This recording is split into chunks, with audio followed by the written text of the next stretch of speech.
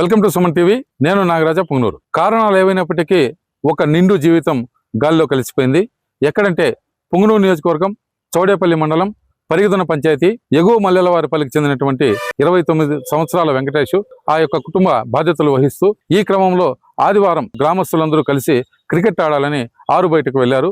Cricket ఆడిన తర్వాత 11 గంటలకు ఇంటికి వచ్చేశాడు. ఛాతీలో నొప్పి రావడంతో స్నేహితులతో కలిసి 2 వీలర్ పై చౌడేపల్లికి వచ్చి ప్రభుత్వ ఆసుపత్రికి తరలించినప్పటికీ అక్కడ ఆ వైద్యులు అప్పటికే చనిపోయినట్లుగా ధృవీకరించడంతో తీసుకొని వచ్చి వాళ్ళ సొంత గ్రామానికి చేరుకుంటారు. గ్రామంతో పాటు చుట్టుపక్కల ఉన్నటువంటి వ్యక్తులందరూ వచ్చి ఆమెను పరామర్శించడం కనిపించింది.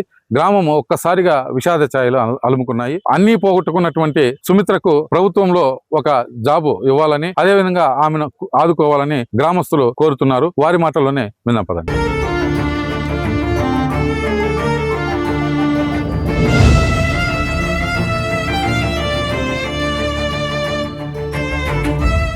మాకు వచ్చి మా వెంకటేష్ అనే బామ్మర్ది నిన్న తెల్లవారితో మార్నింగ్ క్రికెట్ అనిపినాడు. 11 గంటలకు ఇంటికి వచ్చినాడు. ఇంటికి వచ్చిన తర్వాత స్నానం చేసినాడు, భోజనం చేసినాడు. తర్వాత హాస్పిటల్కి పోయినాం. ఏదో బీపీ డౌన్ అయిందంటే హాస్పిటల్కి పోయినాం. నాగరాజన్ హాస్పిటల్కి పోయిన తర్వాత ఏదో ఆయన ఇంజక్షన్ వేసినాడు. ఇంజక్షన్ వేసిన తర్వాత ఆయన కింద పడిపోవడం వల్ల గవర్నమెంట్ హాస్పిటల్కి పోతే వాళ్ళు చనిపోయాడని చెప్పి క్లియరెన్స్ ఇవ్వడం జరిగింది. ఇచ్చిన తర్వాత మళ్ళా అంబులెన్స్ లో జార్స్మని చెప్పినారు. తరువాత మేము వెహికల్ 2 వీలర్లో వేసుకొని వచ్చి ఇంటికి రావడం జరిగింది. తర్వాత ఇంటికి వచ్చిన తర్వాత మళ్ళీ పానం ఉండింది.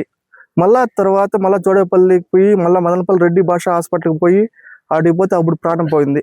గవర్నమెంట్ హాస్పిటల్లో పట్టించుకోవడం లేదు. దీనికి ప్రభుత్వం ఏదైనా ఆదుకొని వాళ్ళ అమ్మ చనిపోయింది, వాళ్ళ నాయన చనిపోయినాడు, ప్లస్ ఏమంటే వాళ్ళ అక్క చనిపోయింది. చాలా ఇబ్బందులు పడిపోయినాడు. 29 ఇయర్స్.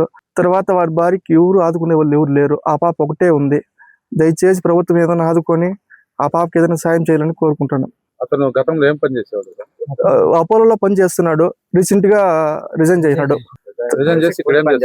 కూలి పని చేసుకుంటున్నాడు. 3 సంవత్సరాలు అయింది. రీసెంట్ గా బిడ్డ కూడా ఒక పాప చనిపోయింది, ఆడబిడ్డ. తర్వాత ఇప్పుడు ఆ పాప ప్రెగ్నెంట్. ఆ పాపకి ఏదైనా హెల్ప్ చేయాలని ప్రభుత్వాన్ని కోరుకుంటున్నాం. అంటే ఏ విధంగా, అంటే ఉద్యోగం ఏదైనా ప్రభుత్వం దయచేసి ఏదైనా చిన్న ఉద్యోగం ఆ పాపకి ఇచ్చి ఏమైనా చేసుకుంటే ఆ పాప బాగుంటుందని ఆశిస్తున్నాం.